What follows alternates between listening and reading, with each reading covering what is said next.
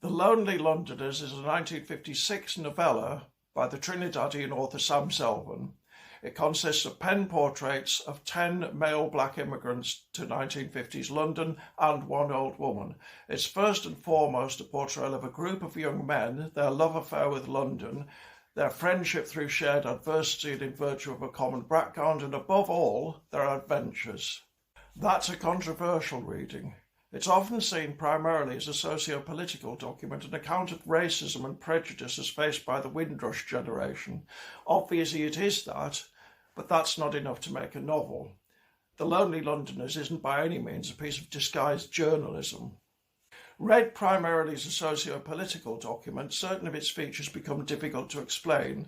The significant amount of space devoted to Cap, for example, the Nigerian who cheats virtually everyone he comes into contact with, or Big City, who may or may not be a criminal. And then there's the almost complete absence of young women except as objects of sexual conquest. Where are their experiences? Finally, there are the lyrical paeans to the city. The protagonist, Moses Alouetta, clearly loves London, but it also loves him back in the necessarily oblique way in which anything like a city can love anything like a person. Despite all the racism, which is always there conditioning things, we certainly shouldn't underplay it. London is Moses's home, as it's the home of every character in here. That's why the novel's title is probably its most significant feature, not the lonely West Indians, not the lonely emigrants, the Lonely Londoners. On the penultimate page, Moses wonders what he's achieved in his 10 years since coming here, should he return to Trinidad. His girlfriend there is always writing to him, telling him they can go and live on our father's big estate in Grenada. But he can't.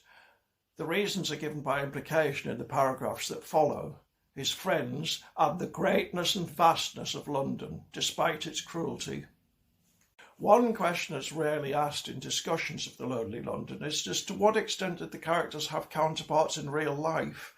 In our 2006 introduction, Shoshela Nasta calls them fictional inventions, and that seems to be the consensus, but I'm not so sure. Moses Alouetta may have been based on someone Sam Selvon knew, but he also resembles Sam Selvon himself in several key ways. What about the others? Of course, if they'd had real counterparts that had been obscure at the time, the chances of recovering their identities now must be infinitesimal, which is an obvious shame.